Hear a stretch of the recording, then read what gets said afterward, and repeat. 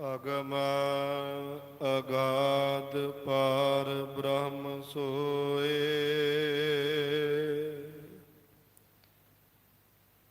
ਜੋ ਜੋ ਕਹੈ ਸੋ ਮੁਕਤਾ ਹੋਏ। ਸੁਨ ਮੀਤਾ ਨਾਨਕ ਬਿਨਵੰਤਾ, ਸਾਧ ਜਨਾ ਕੀ ਅਚਰਜ ਕਥਾ।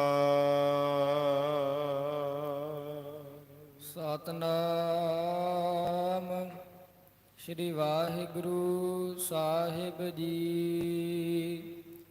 ਸਾਧ ਕੀ ਮਹਿਮਾ ਬੇਦ ਨ ਜਾਣਹਿ, ਜੇਤਾ ਸੁਨਹਿ ਤੇਤਾ ਬਖਿਆਨਹਿ। ਸਾਧ ਕੀ ਮਹਿਮਾ ਬੇਦ ਨ ਜਾਣਹਿ। ਪਰਮ ਸਨਮਾਨਯੋਗ ਗੁਰੂ ਰੂਪ ਗੁਰੂ ਖਾਲਸਾ ਸਰ ਸੰਗਤ ਜੀ, ਵਾਹਿਗੁਰੂ ਜੀ ਕਾ ਖਾਲਸਾ ਵਾਹਿਗੁਰੂ ਜੀ ਕੀ ਫਤਿਹ। ਹਾਜ਼ਰਾ ਹਜੂਰ ਜਾਹਰਾ ਜਹੂਰ, ਸਰਬ ਕਲਾ ਭਰਪੂਰ ਬਾਣੀ ਕੇ ਬੋਹਿਤ।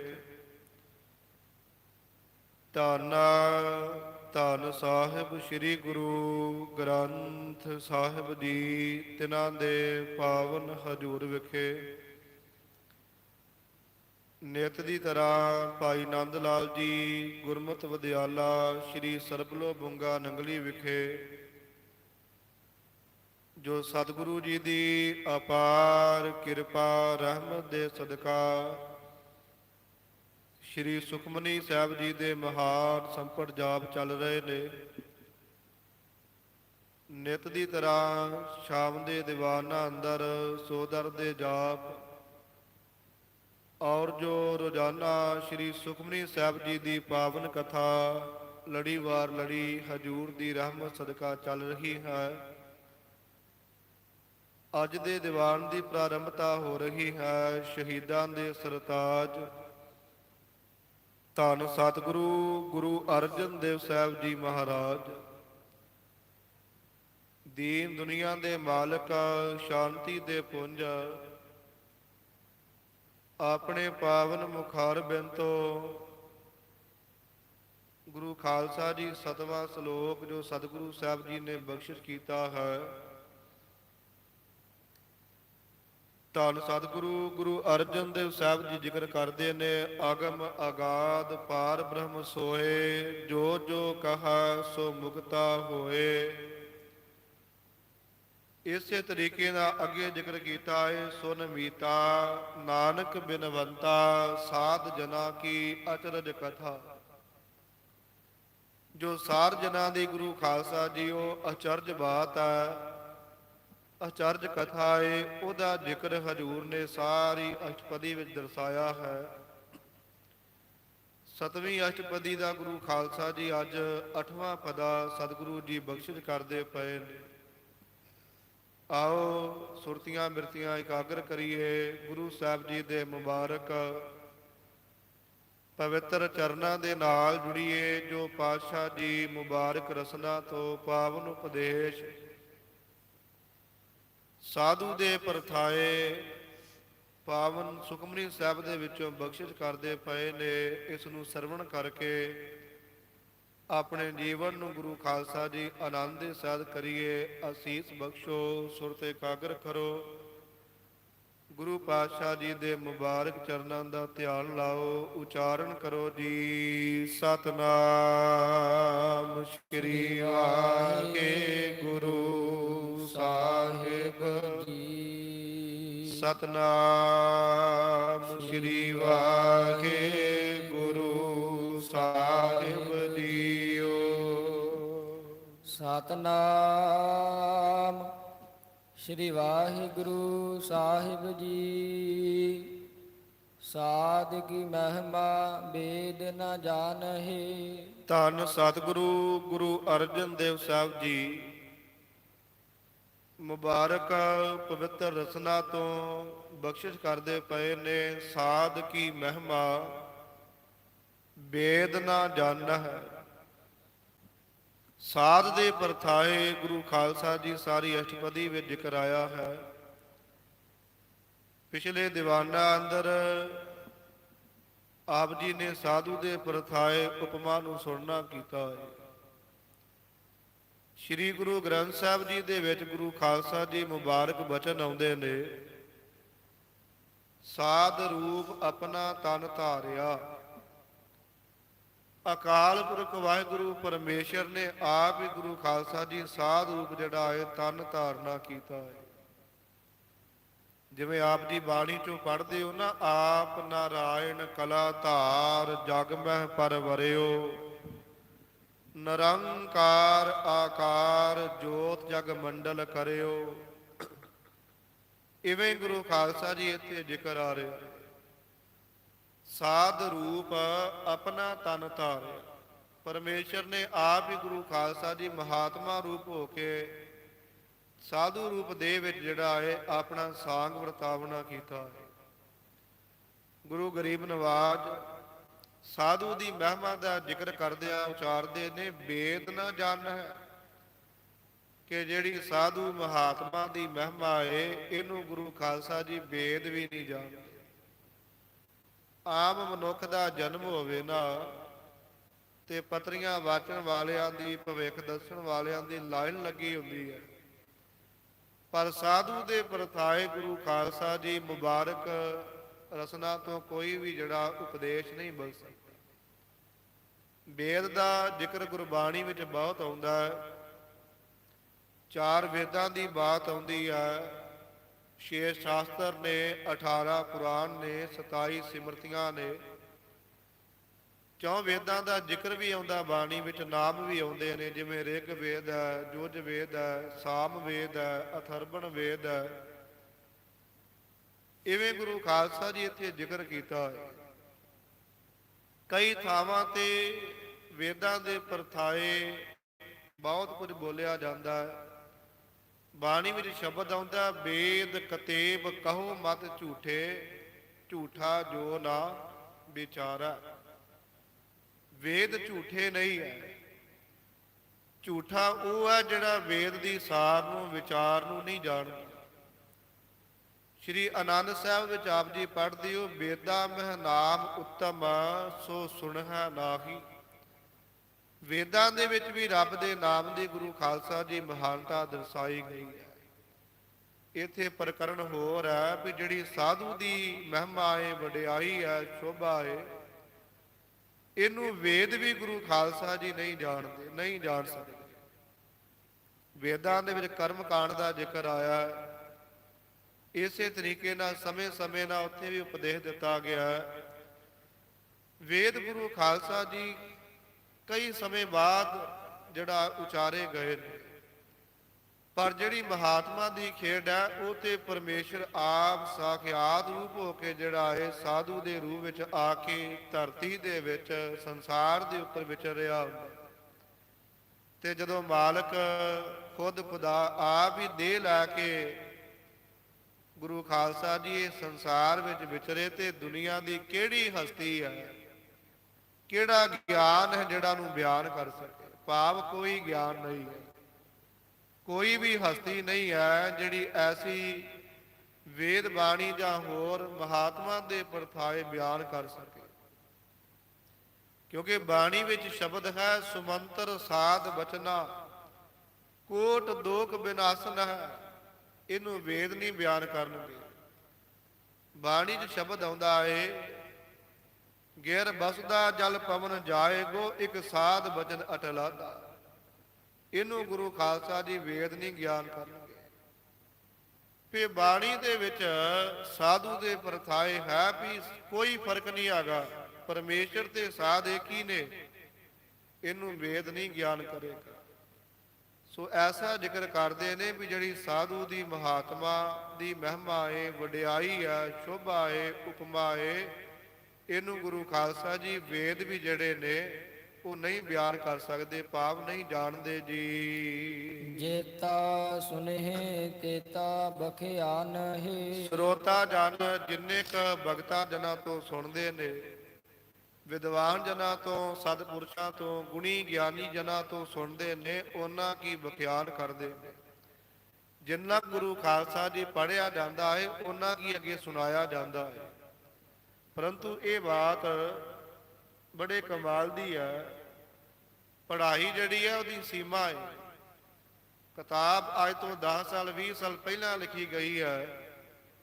ਮਹਾਤਮਾ ਨੇ ਬਚਨ ਹੁਣ ਉਚਾਰਿਆ ਹੈ। ਕਿਤਾਬ ਦੇ ਅਨੁਸਾਰ ਚੱਲਣ ਵਾਲਾ ਗੁਰੂ ਖਾਲਸਾ ਜੀ ਮਹਾਤਮਾ ਦੇ ਗਿਆਨ ਨੂੰ ਨਹੀਂ ਜਾਣ ਸਕਦਾ। ਤਾਂ ਕਰਕੇ ਜ਼ਿਕਰ ਕਰਦੇ ਨੇ, ਜੇਤਾ ਸੁਨਹਿ ਤੇਤਾ ਬਖਿਆਨਾ। ਜਿੰਨਾ ਗੁਰੂ ਖਾਲਸਾ ਜੀ ਕੋਈ ਸੁਣਦਾ ਹੈ, ਉਹਨਾਂ ਕੀ ਵਿਖਿਆਨ ਕਰਦਾ ਹੈ। ਸਾਧੂ ਦੀ ਮਹਿਮਾ ਜਿਹੜੀ ਹੈ, ਇਹ ਤੇ ਵੇਦਾਂ ਦੇ ਧਾਰਮਿਕ ਗ੍ਰੰਥਾਂ ਤੋਂ ਵੀ ਜਿਹੜਾ ਹੈ ਬਾਹਰੀ ਭਾਵ ਉਹ ਵੀ ਇਹਨੂੰ ਜਿਹੜਾ ਪੂਰਨ ਰੂਪ ਦੇ ਵਿੱਚ, ਮੁਕੰਮਲ ਰੂਪ ਵਿੱਚ ਬਿਆਨ ਨਹੀਂ ਕਰ ਸਕਦੇ। ਇੱਕ ਸਾਖੀ ਆਉਂਦੀ ਹੈ ਕਿ ਇੱਕ ਮਹਾਤਮਾ ਜੀ ਰੋਜ਼ ਕਥਾ ਕਰਿਆ ਕਰਦੇ ਸੀ, ਤੇ ਜਿਹੜਾ ਰਾਜਾ ਸੀ ਨਾ ਉਸ ਸ਼ਹਿਰ ਦਾ, ਉਹ ਰੋਜ਼ ਗੁਰੂ ਖਾਲਸਾ ਜੀ ਉਸ ਮਹਾਤਮਾ ਪਾਸੋਂ ਕਥਾ ਸੁਣ ਜਾਇਆ ਕਰੇ। ਉਸ ਕਥਾਕਾਰ ਨੇ, ਮਹਾਤਮਾ ਨੇ ਸਾਧੂ ਦੀ ਮਹਿਮਾ ਦੇ ਵਿੱਚ, ਗੁਰੂ ਦੀ ਮਹਿਮਾ ਦੇ ਵਿੱਚ ਇਹ ਬਚਨ ਉਚਾਰੇ ਵੀ ਜਿਹੜੀ ਪਰਮੇਸ਼ਰ ਦੇ ਪਿਆਰਿਆਂ ਦੀ ਖੇਡ ਹੈ, ਇਹਨੂੰ ਵੇਦ ਵੀ ਜਿਹੜੇ ਵਿਖਿਆਨ ਨਹੀਂ ਕਰ ਸਕਦੇ। ਵੇਦਾਂ ਦੇ ਵਿੱਚ ਵੀ ਪੂਰਨ ਰੂਪ ਦੇ, ਮੁਕੰਮਲ ਰੂਪ ਵਿੱਚ ਬਿਆਨ ਨਹੀਂ ਕੀਤਾ ਜਾ ਸਕਦਾ। ਉਸ ਰਾਜੇ ਨੇ ਆਖਿਆ ਵੀ ਨਹੀਂ ਮਹਾਤਮਾ ਜੀ, ਸਮਾਪਤੀ ਤੋਂ ਬਾਅਦ ਮਿਲਿਆ ਵੀ ਕਿ ਨਹੀਂ ਮਹਾਤਮਾ ਜੀ, ਵੇਦਾਂ ਦੇ ਵਿੱਚ ਸਭ ਕੁਝ ਲਿਖਿਆ ਹੋਇਆ। ਮਹਾਤਮਾ ਜੀ ਕਹਿਣ ਲੱਗੇ ਵੀ ਨਹੀਂ ਭਾਈ, ਰੱਬ ਦੇ ਪਿਆਰਿਆਂ ਦੀ ਜਿਹੜੀ ਖੇਡ ਹੈ ਉਹ ਵੇਦਾਂ ਤੋਂ ਵੀ ਬਾਹਰ ਦੀ, ਉਹ ਵੇਦਾਂ ਦੇ ਵਿੱਚ ਵੀ ਨਹੀਂ ਹੈ। ਵੇਦ ਵੀ ਉਹਨੂੰ ਕਥਨੇ ਤੋਂ ਪਿੱਛੇ ਰਹਿ ਜਾਂਦੇ ਹੋ। ਉਹ ਰਾਜਾ ਗੁਰੂ ਖਾਲਸਾ ਜੀ ਵੇਦਾਂ ਦੇ ਵੀ ਭਾਵਨਾ ਰੱਖਦਾ ਸੀ, ਪੜ੍ਹਦਾ ਸੁਣਦਾ ਰਹਿੰਦਾ ਸੀ। ਸ਼ੰਕਾ ਹੋ ਗਈ ਵੀ ਇਹ ਕਿਵੇਂ ਹੋ ਸਕਦਾ ਹੈ। ਮਹਾਤਮਾ ਨੇ ਕਿਹਾ ਵੀ ਨਹੀਂ, ਜਿਹੜੇ ਰੱਬ ਦੇ ਪਿਆਰੇ ਨੇ ਉਹ ਬਾਣੀ ਦੇ ਅਨੁਸਾਰ ਰਹਿੰਦੇ ਨੇ, ਤੇ ਬਾਣੀ ਦੇ ਵਿੱਚ ਕੋਈ ਵੀ ਐਸੀ ਚੀਜ਼ ਨਹੀਂ ਜਿਹੜੀ ਝੂਠ ਹੋਵੇ। ਝੂਠ ਨਹੀਂ ਲਿਖਿਆ, ਸਭ ਕੁਝ ਠੀਕ ਲਿਖਿਆ ਹੈ। ਮਹਾਤਮਾ ਦੇ ਤਾਈਂ ਰਾਜੇ ਨੇ ਜਿੱਦ ਕੀਤੀ ਵੀ ਆਪ ਜੀ ਮੈਨੂੰ ਇਹਦੀ ਨਿਵਰਤੀ ਕਰਕੇ ਦਰਸਾਓ। ਤੇ ਮਹਾਤਮਾ ਜੀ ਪ੍ਰਸੰਨ ਹੋ ਕੇ ਕਹਿਣ ਲੱਗੇ ਵੀ ਰਾਜਨ, ਇਸ ਵਚਨ ਦੀ ਨਿਵਰਤੀ ਤੇਰਾ ਪੁੱਤਰ ਹੀ ਕਰੇਗਾ। ਤੇ ਹੈਰਾਨੀ ਵਾਲੀ ਬਾਤ ਇਹ ਸੀ ਵੀ ਰਾਜੇ ਦੇ ਘਰ ਪੁੱਤਰ ਕੋਈ ਨਹੀਂ ਸੀ ਆ ਗਿਆ। ਕਈ ਸਾਲ ਗੁਰੂ ਖਾਲਸਾ ਜੀ ਉਹ ਜਗ ਕਰਦਾ ਰਿਹਾ, ਪੁੰਨਦਾਨ ਕਰਦਾ ਰਿਹਾ, ਹਵਨ ਕਰਦਾ ਰਿਹਾ, ਬੜੇ ਉਪਾਅ ਉਹਨੇ ਕੀਤੇ, ਧਾਰਮਿਕ ਸਾਧਨ ਵੀ ਕੀਤੇ, ਕਿਤੇ ਉਹ ਵੀ ਸੰਤਾਨ ਦੀ, ਪੁੱਤਰ ਦੀ ਪ੍ਰਾਪਤੀ ਨਾ ਹੋਵੇ। ਇਹ ਵੇਲਾ ਗੁਰੂ ਖਾਲਸਾ ਜੀ ਉਸਨੇ ਮਹਾਤਮਾ ਦੇ ਅੱਗੇ ਗੰਢ ਖੋਲ ਦਿੱਤੀ ਵੀ ਤੁਸੀਂ ਮੇਰੇ ਪੁੱਤਰ ਦੇ ਪਰਥਾਏ ਕਿਹਾ ਹੈ, ਪਰ ਮੇਰੇ ਘਰ ਤੇ ਪੁੱਤਰ ਹੀ ਨਹੀਂ ਹੈਗਾ, ਸੰਤਾਨ ਹੀ ਕੋਈ ਨਹੀਂ ਹੈ। ਮਹਾਤਮਾ ਨੇ ਕਿਹਾ ਤੇਰੇ ਘਰ ਸੰਤਾਨ ਹੋਵੇਗੀ, ਔਰ ਉਹ ਪੁੱਤਰ ਤੇਰੇ ਗੁਰੂ ਖਾਲਸਾ ਜੀ ਨਾਲ ਦੀ ਨਾਲ ਸਨੇਹ ਦਿੱਤਾ ਵੀ ਤੇਰੇ ਬਚਨ ਦੀ ਨਿਵਰਤੀ ਕਰੇਗਾ, ਸ਼ੰਕਾ ਦੂਰ ਕਰੇਗਾ। ਹੁਣ ਇੱਥੇ ਬੜੀ ਵੱਡੀ ਉਪਮਾ ਸੀ। ਇੱਕ ਤੇ ਮਹਾਤਮਾ ਨੇ ਰਾਜੇ ਦਾ ਭਵਿੱਖ ਦੱਸ ਦਿੱਤਾ ਵੀ ਤੈਨੂੰ ਸੰਤਾਨ ਵੀ ਮਿਲਣੀ ਹੈ, ਪੁੱਤਰ ਵੀ ਮਿਲਣਾ ਹੈ। ਤੀਜਾ ਸੀ ਵੀ ਜਿਹੜਾ ਤੇਰੇ ਬਚਨ ਦੇ ਵਿੱਚ ਨਿਵਰਤੀ ਕਰ ਰਿਹਾ ਉਹ ਗੁਣੀ ਗਿਆਨੀ, ਵਿਦਵਾਨ ਤੇ ਸਿਆਣਾ, ਪੜ੍ਹਿਆ ਲਿਖਿਆ ਹੋਵੇਗਾ। ਬੜੀ ਵੱਡੀ ਬਖਸ਼ਿਸ਼ ਹੈ, ਰਮਜ। ਉਹ ਗੁਰੂ ਖਾਲਸਾ ਜੀ ਰਾਜਾ ਮਹਾਤਮਾ ਦਾ ਬਚਨ ਮੰਨ ਕੇ ਬੜਾ ਪ੍ਰਸੰਨ ਹੋਇਆ। ਮਹਾਤਮਾ ਦੀ ਸੇਵਾ ਵਿੱਚ ਹਾਜ਼ਰ ਰਿਹਾ, ਕਈ ਸਾਲ ਸੇਵਾ ਕੀਤੀ। ਸਮਾਂ ਪਾ ਕੇ ਰਾਜੇ ਦੇ ਘਰ ਪੁੱਤਰ ਹੋਇਆ। ਰਾਜ ਮਹੱਲ ਵਿੱਚ ਬੜੀਆਂ ਖੁਸ਼ੀਆਂ ਵਰਤਾਈਆਂ ਗਈਆਂ। ਤਿਲ ਮਾਰਿਆ ਭੁੰਜੇ ਨਾ ਪਵੇ, ਲੰਬੇਰੇ ਸਮੇਂ ਬਾਅਦ ਸੰਤਾਨ ਦੀ ਪ੍ਰਾਪਤੀ ਜੂ ਹੋਈ। ਆਖਰ ਗੁਰੂ ਖਾਲਸਾ ਜੀ ਖੁਸ਼ੀਆਂ ਦਾ ਵੇਲਾ ਥੋੜਾ ਜਿਹਾ ਠੰਡਾ ਪਿਆ ਤੇ ਜੋਤਸ਼ੀ ਅੱਗੇ ਹੋ ਗਏ, ਪਤਰੀਆਂ ਵਾਚਣ ਵਾਲੇ। ਉਹਨਾਂ ਜਦੋਂ ਰਾਜੇ ਦੇ ਪੁੱਤਰ ਦੀ ਪਤਰੀ ਵਾਚੀ ਨਾ,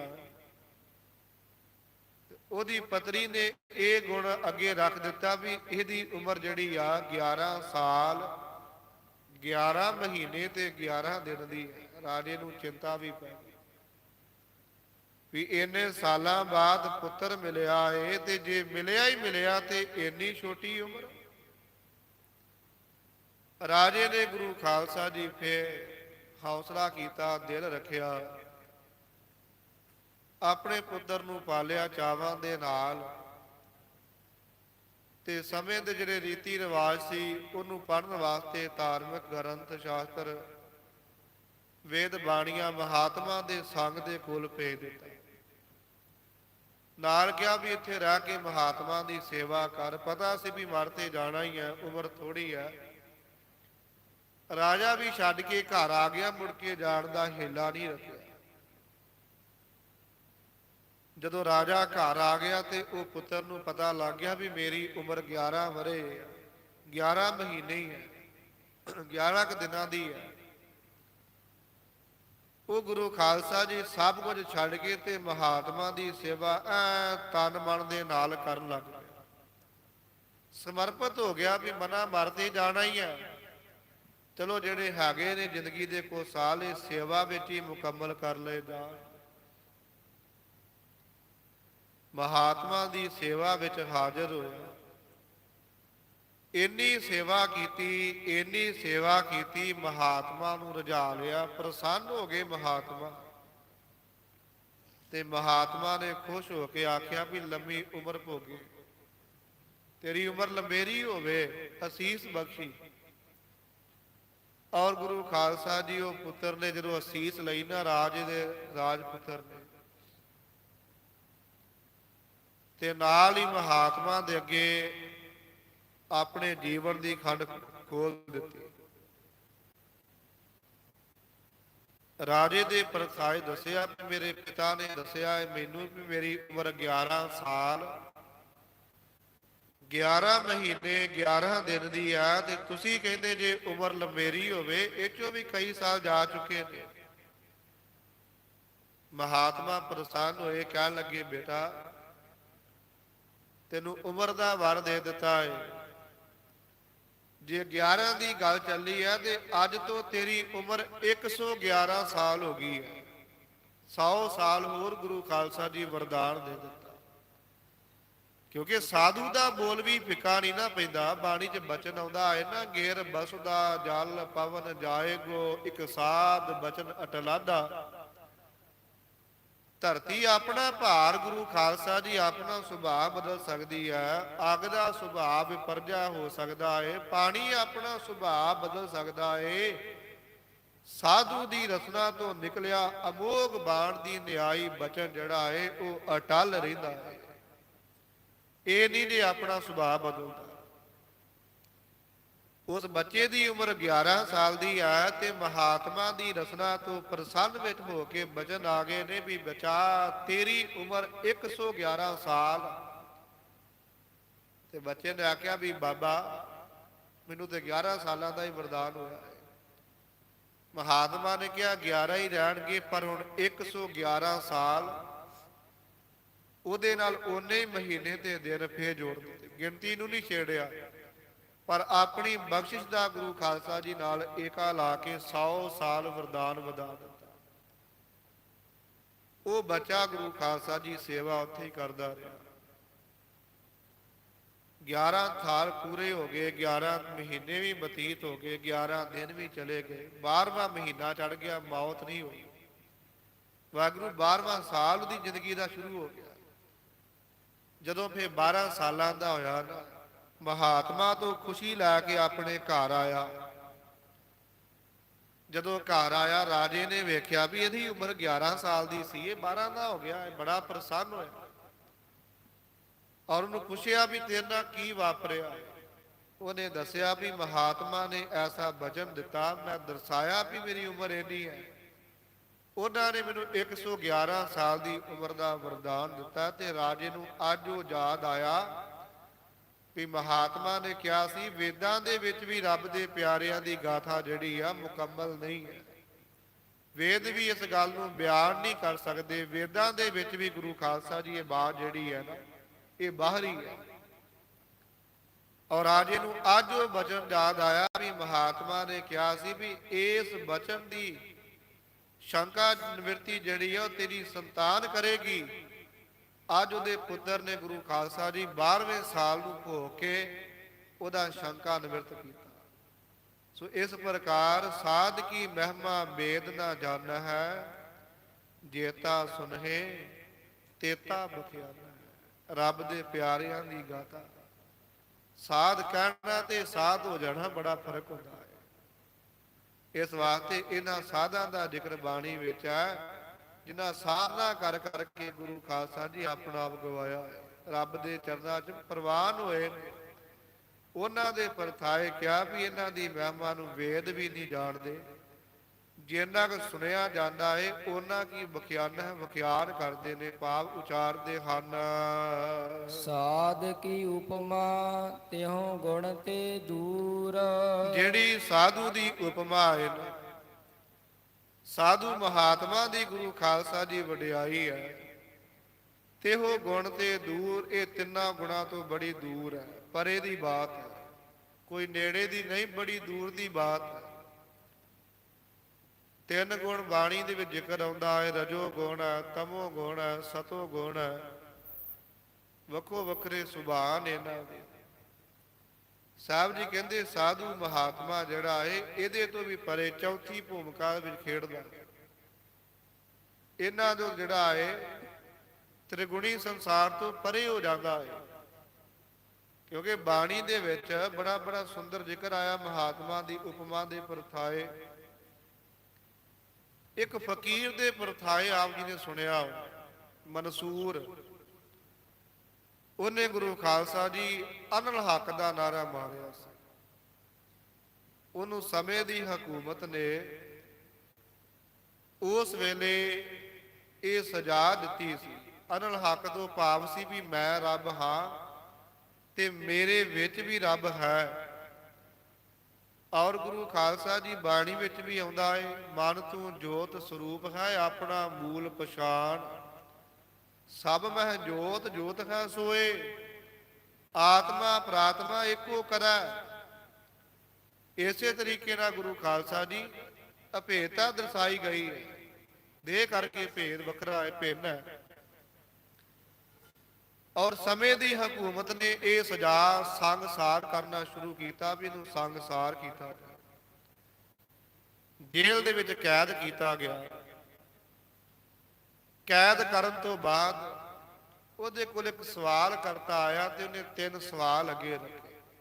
ਮੈਂ ਥੋੜਾ ਸਮਾਂ ਸੀਮਤ ਜਿਹਾ ਜਾਣ ਕੇ ਹੁਣ ਟੂ ਦਾ ਪੁਆਇੰਟ ਹੀ ਬਾਤ ਕਰਨੀ ਹੈ ਕਿ ਸਾਧ ਕੀ ਉਪਮਾ ਤਿਹੁ ਗੁਣ ਤੇ ਦੂਰ। ਆ ਸਰੀਰ ਜਿਹੜਾ ਹੈ ਤਿੰਨਾਂ ਗੁਣਾਂ ਵਿੱਚ ਵਰਤਦਾ ਹੈ। ਆ ਮਨੁੱਖ ਸਾਧੂ ਇਹਦੇ ਤੋਂ ਪਰੇ ਹੋ ਜਾਂਦਾ ਹੈ।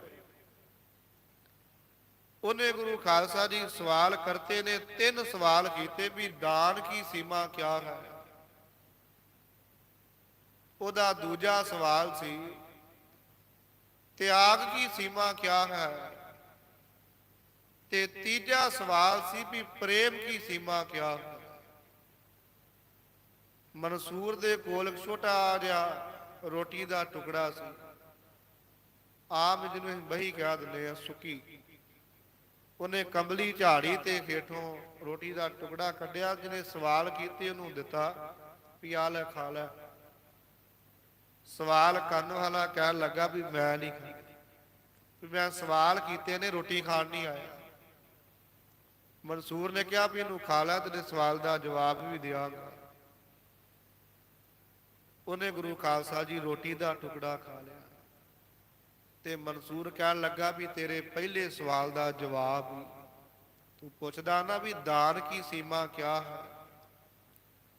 ਵੇਖ ਅੱਜ ਮੈਂ ਜੇਲ੍ਹ 'ਚ ਕੈਦ ਹਾਂ ਕਈ ਦਿਨਾਂ ਤੋਂ, ਹੋਰ ਦਿਨ ਪਾ ਕੇ ਮੈਨੂੰ ਸੰਗਸਾਰ ਕੀਤਾ ਜਾਣਾ, ਮਾਰ ਦਿੱਤਾ ਜਾਣਾ, ਔਰ ਇਸ ਹਾਲਤ ਦੇ ਵਿੱਚ ਮੈਨੂੰ ਭੁੱਖਾ ਤੇ ਪਿਆਸਾ ਰੱਖਿਆ ਜਾ ਰਿਹਾ, ਤੇ ਮੇਰਾ ਕੋਈ ਸੱਜਣ ਸੰਬੰਧੀ ਪ੍ਰੇਮ ਰੱਖਣ ਵਾਲਾ ਚੋਰੀ ਛਿਪੇ ਮੈਨੂੰ ਰੋਟੀ ਦਾ ਟੁਕੜਾ ਦੇ ਗਿਆ ਸੀ ਤੇ ਮੈਂ ਉਹ ਵੀ ਸਾਂਭ ਕੇ ਰੱਖਿਆ ਵੀ ਮਨਾ ਮੈਂ ਤੇ ਮਾਰੀ ਜਾਣਾ, ਇਹਦੀ ਉਹਨੂੰ ਲੋੜ ਆ ਜਿਹਨੇ ਜਿਉਂਦੇ ਰਹਿਣਾ ਹੈ। ਜ਼ਿੰਦਗੀ ਵਿੱਚ ਗੁਰੂ ਖਾਲਸਾ ਜੀ ਜਦੋਂ ਸਭ ਕੁਝ ਚਲਿਆ ਜਾਵੇ ਉਦੋਂ ਵੀ ਬੰਦਾ ਦਾਨ ਕਰਨ ਦੀ ਸਮਰੱਥਾ ਰੱਖੇ, ਇਹ ਦਾਨ ਦੀ ਸੀਮਾ ਹੁੰਦੀ ਹੈ। ਧੰਨ ਗੁਰੂ ਗੋਬਿੰਦ ਸਿੰਘ ਸਾਹਿਬ ਮਹਾਰਾਜ ਜਦੋਂ ਲੱਖੀ ਜੰਗਲ ਗਏ ਨਾ ਤੇ ਮਹਾਰਾਜ ਜੀ ਨੇ ਬਿਹਾਰੀ ਕਵੀ ਆਇਆ ਸੀ, ਕਿਹਾ ਸੀ ਵੀ ਕਵੀਓ ਲਾਓ ਕਵੀ ਦਰਬਾਰ, ਤੇ ਕਵੀ ਸਾਡੇ ਅੰਗ ਥੋੜਾ ਜਿਹਾ ਕਰਨ, ਜਿਵੇਂ ਹੀ ਮੇਰੇ ਵੀ ਸੰਗਤ ਨਹੀਂ ਹੈਗੀ ਤੇ ਕਥਾ ਕਿੱਥੇ ਕਰਨੀ ਹੈ। ਉਹ ਵੇਖਣ ਵੀ ਮਹਾਰਾਜ ਕੋ ਰਿਹਾ ਕੀ, ਕਿਉਂਕਿ ਮਹਾਰਾਜ ਮਾਛੀਵਾੜਿਓਂ ਹੋ ਕੇ ਗਏ ਸੀ। ਉਸ ਵੇਲੇ ਗੁਰੂ ਖਾਲਸਾ ਜੀ ਜ਼ਿਕਰ ਆਇਆ ਕਿ ਧੰਨ ਗੁਰੂ ਗੋਬਿੰਦ ਸਿੰਘ ਜੀ ਨੇ ਕਿਹਾ ਵੀ ਨਹੀਂ, ਅੱਜ ਵੀ ਤੁਸੀਂ ਦਰਬਾਰ ਲਾਓ, ਮੇਰੇ ਕੋਲ ਬਹੁਤ ਕੁਝ ਆ, ਮੈਂ ਦੇ ਦਿਆਂਗਾ। ਉਸ ਵੇਲੇ ਗੁਰੂ ਖਾਲਸਾ ਜੀ ਮਹਾਰਾਜ ਨੇ ਦਰਬਾਰ ਵਿੱਚੋਂ ਬੜਾ ਕੁਝ ਦੇ ਕੇ ਨਵਾਜਿਆ ਸੀ। ਖੈਰ, ਦਾਨ ਦੀ ਸੀਮਾ ਵੀ ਅਖੀਰਲੇ ਪਲਾਂ ਵੀ ਕੋਈ ਨਾ ਕੋਈ ਦਾਨ ਕਰ। ਉਹਨੇ ਦੂਜਾ ਸਵਾਲ ਕੀਤਾ, ਤਿਆਗ ਕੀ ਸੀਮਾ ਕਿਆ ਹੈ? ਤੇ ਮਨਸੂਰ ਗੁਰੂ ਖਾਲਸਾ ਜੀ ਸਰੀਰ ਛੱਡ ਕੇ ਸਰੀਰ ਚੋਂ ਬਾਹਰ ਹੋ ਗਿਆ, ਆਤਮਾ ਨੇ ਸਰੀਰ ਚੋਂ ਬਾਹਰ ਕੱਢ ਦਿੱਤੀ। ਆੜਾ ਭਜਨ ਆ ਰਿਹਾ ਨਾ ਵੀ ਸਾਧ ਕੀ ਉਪਮਾ ਤਿਹ ਗੁਣ ਤੇ ਦੂਰ, ਸਰੀਰ ਦੇ ਵਿੱਚੋਂ ਗੁਰੂ ਖਾਲਸਾ ਜੀ ਬਾਹਰ ਹੋ ਗਿਆ, ਸਰੀਰ ਦੇ ਵਿੱਚ ਵੀ ਨਹੀਂ ਰਿਹਾ ਮਨਸੂਰ। ਉਹ ਬੜਾ ਹੈਰਾਨ ਹੋਇਆ, ਸਵਾਲ ਕਰਤਾ, ਇੰਨਾ ਘਬਰਾ ਗਿਆ, ਡਰ ਗਿਆ ਵੀ ਜੇ ਮੈਂ ਹੁਣ ਇੱਥੋਂ ਚਲਾ ਗਿਆ ਤੇ ਸਮੇਂ ਦੀ ਹਕੂਮਤ ਇਹਦੀ ਸਜ਼ਾ ਮੈਨੂੰ ਦੇਗੀ, ਇਹਦੀ ਮੌਤ ਦਾ ਇਲਜ਼ਾਮ ਮੇਰੇ ਤੇ ਲੱਗੇਗਾ। ਉਸ ਵੇਲੇ ਕਹਿੰਦੇ ਦੌੜਨ ਲੱਗਾ ਉੱਠ ਕੇ ਮਨਸੂਰ, ਫਿਰ ਸਰੀਰ ਚ ਆਇਆ ਤੇ ਛੇੜਿਆ ਵੀ ਮਨਾ, ਕਹਿਣ ਲੱਗੀ ਉਹ ਸਿੱਖਾ, ਸਵਾਲ ਕਰੀਏ ਤੇ ਜਵਾਬ ਲੈ ਕੇ ਜਾਈਦਾ ਏ। ਤੇ ਅੱਗਿਓਂ ਮਨਸੂਰ ਨੂੰ ਗੁਰੂ ਖਾਲਸਾ ਜੀ ਜਦੋਂ ਇਹ ਸਵਾਲ ਦਾ ਜਵਾਬ ਮਿਲਿਆ, ਕਹਿਣ ਲੱਗੇ ਤੁਸੀਂ ਤੇ ਸਰੀਰ ਹੀ ਛੱਡ ਦਿੱਤਾ, ਤੁਹਾਡਾ ਸਵਾਲ ਕੀ ਸੀ? ਕਹਿੰਦੇ ਮੈਂ ਪੁੱਛਿਆ ਤਿਆਗ ਕੀ ਸੀਮਾ। ਤੇ ਮਨਸੂਰ ਜੀ ਹੱਸ ਕੇ ਕਹਿਣ ਲੱਗੇ, ਉਹ ਸਾਧੂਆ, ਜਦੋਂ ਇੱਕ ਫਕੀਰ ਤਿਆਗਣ ਤੇ ਆ ਜੇ, ਉਹ ਕਾਮ ਕ੍ਰੋਧ ਲੋਭ ਮੋਹ ਵਾਸਨਾ ਤਿਆਗ ਦਿੰਦਾ ਹੈ। ਜਦੋਂ ਤਿਆਗਣ ਤੇ ਆ ਜੇ ਘਰ ਪਰਿਵਾਰ ਜ਼ਮੀਨ ਜਾਇਦਾਦ ਸੰਤਾਨ ਤਿਆਗ ਦਿੰਦਾ ਹੈ। ਉਹ ਜਦੋਂ ਫਕੀਰ ਤਿਆਗਣ ਤੇ ਆ ਜੇ ਜਿਉਂਦਿਆਂ ਜੀ ਸਰੀਰ ਵੀ ਤਿਆਗ ਕੇ ਰੱਖ ਦਿੰਦਾ। ਇਹਨੂੰ ਹੁਣ ਗੁਰੂ ਖਾਲਸਾ ਜੀ ਵੇਦ ਕੀ ਬਿਆਨ ਕਰਨਗੇ? ਤਿੰਨ ਗੁਣ ਇੱਥੇ ਕੀ ਕਰਨਗੇ? ਜਿਹੜਾ ਫਕੀਰ ਸਰੀਰ ਦੇ ਵਿੱਚੋਂ ਬਾਹਰ ਹੋ ਕੇ ਵਿਚਰ ਰਿਹਾ ਏ, ਉੱਥੇ ਗੁਰੂ ਖਾਲਸਾ ਜੀ ਤਿੰਨ ਗੁਣਾਂ ਦੀ ਕੀ ਅਵਸਥਾ ਹੈ, ਕੀ ਔਕਾਤ ਰਹਿ ਜਾਂਦੀ ਹੈ? ਤਾਂ ਕਰਕੇ ਕਹਿੰਦੇ ਸਾਧ ਕੀ ਉਪਮਾ ਤਿਹੁ ਗੁਣ ਤੇ ਦੂਰ, ਸਾਧ ਰਜੋ ਗੁਣ ਤਮੋ ਗੁਣ ਤੇ ਸਤੋ ਗੁਣ, ਇਹਨਾਂ ਤਿੰਨਾਂ ਤੋਂ ਬਾਹਰੀ ਉੱਪਰ ਹੋ ਕੇ ਨਿਰਲੇਪ ਹੋ ਕੇ ਵਿਚਰਦਾ ਏ। ਇਹਨਾਂ ਤਿੰਨਾਂ ਗੁਣਾਂ ਤੋਂ ਕਹਿੰਦੇ ਨਿਰਲੇਪ ਹੈ ਜੀ। ਸਾਧ ਕੀ ਉਪਮਾ ਰਹੀ ਭਰਪੂਰ, ਸਾਧੂ ਦੀ ਜਿਹੜੀ ਉਪਮਾ ਹੈ, ਮਹਿਮਾ ਵਡਿਆਈ ਜਸ ਸ਼ੋਭਾ, ਉਹ ਗੁਰੂ ਖਾਲਸਾ ਜੀ ਭਰਪੂਰ ਸਾਰੇ ਥਾਂ ਤੇ ਲਬਾ ਲਬ ਵਿਆਪਕ ਹੈ। ਹਰ ਥਾਂ ਦੇ ਉੱਪਰ ਜਿਹੜਾ ਹੈ ਸਮਾਈ ਹੋਈ ਹੈ। ਜਿੱਥੇ ਵੀ ਜਾਈਦਾ ਹੈ ਉੱਥੇ ਹੀ ਸਾਧੂ ਦਾ ਜਸ ਹੁੰਦਾ ਹੈ।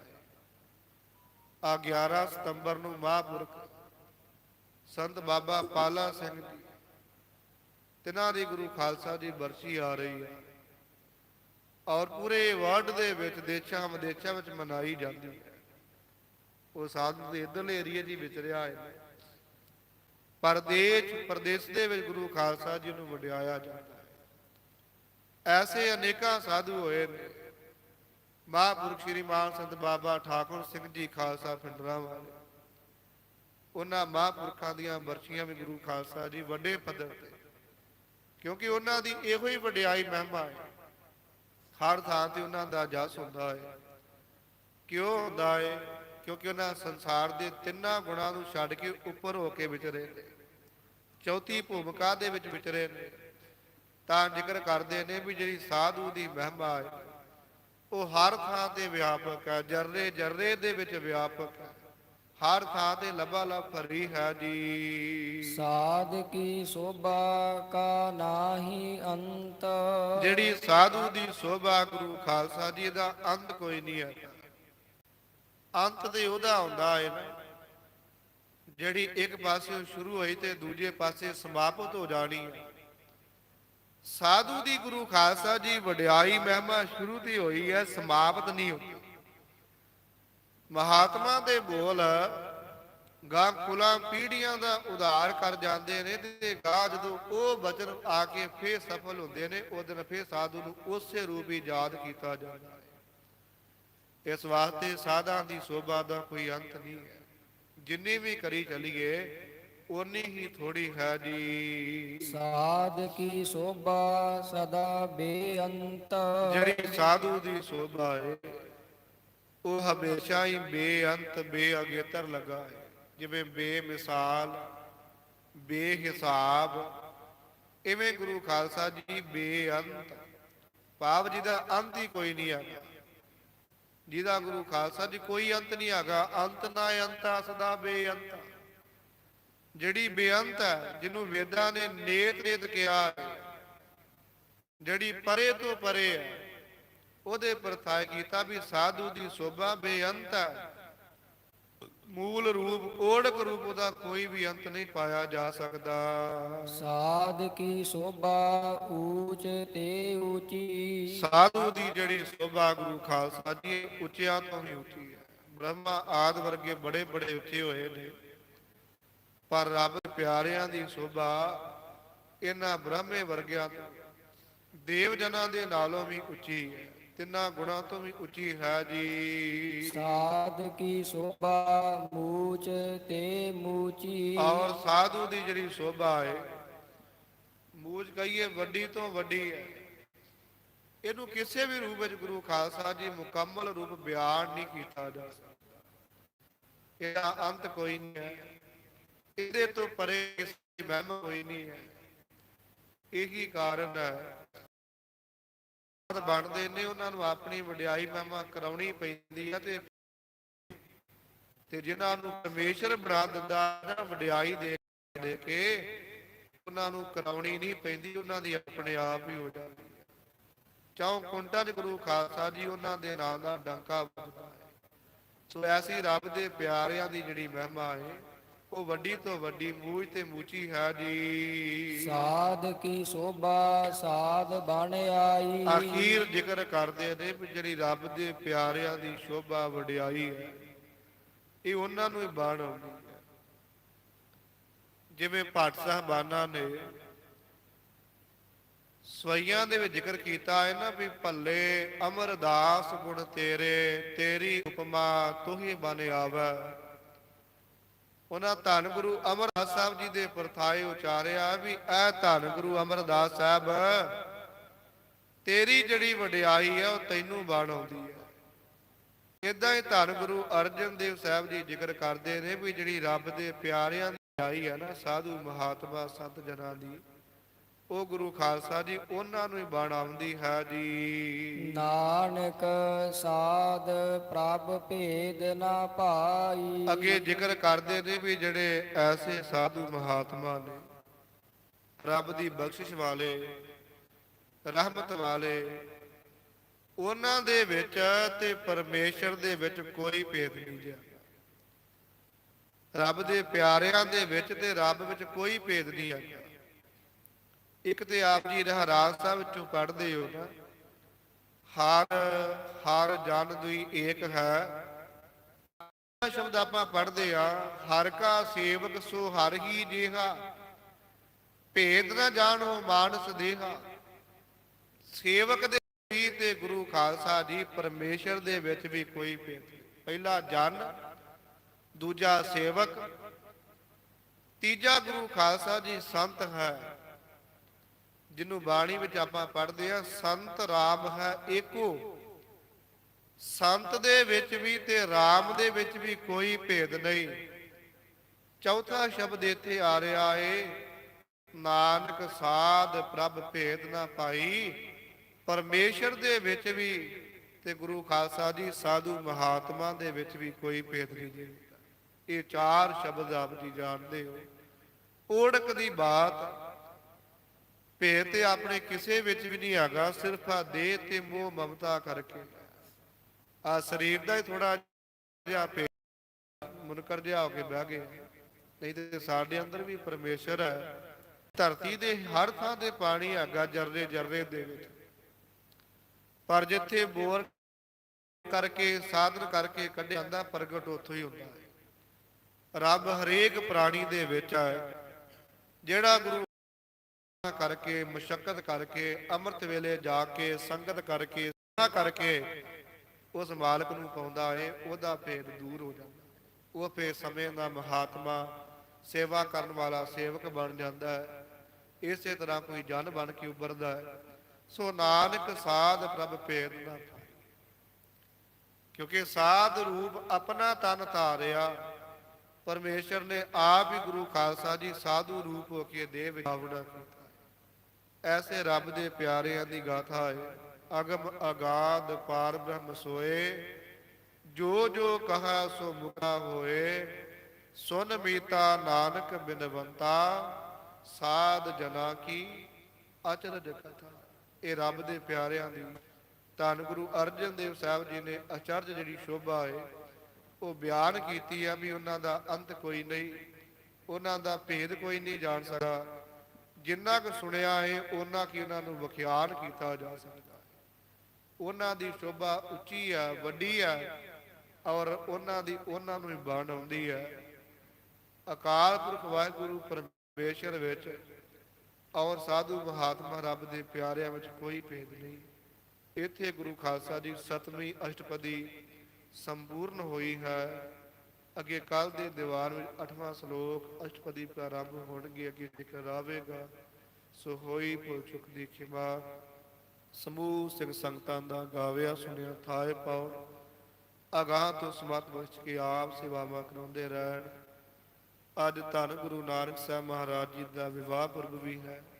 ਸਮੂਹ ਸਿੰਘ ਸੰਗਤਾਂ ਨੂੰ ਲੱਖ ਲੱਖ ਵਧਾਈਆਂ ਹੋਵਣ। ਸਤਿਕਾਰਯੋਗ ਵਿਦਿਆ ਦਾਤੇ ਬਾਬਾ ਗੁਰਵਿੰਦਰ ਸਿੰਘ ਜੀ ਨਗਰੀ ਵਾਲੇ, ਜਿਨ੍ਹਾਂ ਨੇ ਦਾਸ ਨੂੰ ਵੀ ਹਾਜ਼ਰੀ ਭਰਨ ਦਾ ਸਮਾਂ ਬਖਸ਼ਿਆ, ਉਹਨਾਂ ਦਾ ਧੰਨਵਾਦ, ਕੋਟਨ ਕੋਟਨ ਧੰਨਵਾਦ। ਸਾਹਿਬ ਸ੍ਰੀ ਗੁਰੂ ਗ੍ਰੰਥ ਸਾਹਿਬ ਜੀ ਦਾ, ਜਿਨ੍ਹਾਂ ਨੇ ਆਪਣੀ ਹਜ਼ੂਰੀ ਵਿੱਚ ਸਮੂਹ ਸੰਗਤਾਂ ਨੂੰ ਟਿਕਾ ਦੇ ਸਾਥ ਹਾਜ਼ਰੀ ਭਰਨ ਦਾ ਬਲ ਬਖਸ਼ਿਸ਼ ਕੀਤਾ ਹੈ। ਸੋ ਹੋਈ ਭੁਲ ਚੁੱਕ ਦੀ ਖਿਮਾ। ਅਸੀਸ ਬਖਸ਼ੋ ਨਾਨਕ ਨਾਮ ਚੜ੍ਹਦੀ ਕਲਾ, ਤੇਰੇ ਬਾਣੇ ਸਰਬੱਤ ਦਾ ਭਲਾ। ਸਾਧ ਕੀ ਸੋਭਾ ਸਾਧ ਬਨ ਆਈ, ਨਾਨਕ ਸਾਧ ਪ੍ਰਭ ਭੇਦ ਨ ਪਾਈ। ਵਾਹਿਗੁਰੂ ਜੀ ਕਾ ਖਾਲਸਾ, ਵਾਹਿਗੁਰੂ ਜੀ ਕੀ ਫਤਿਹ।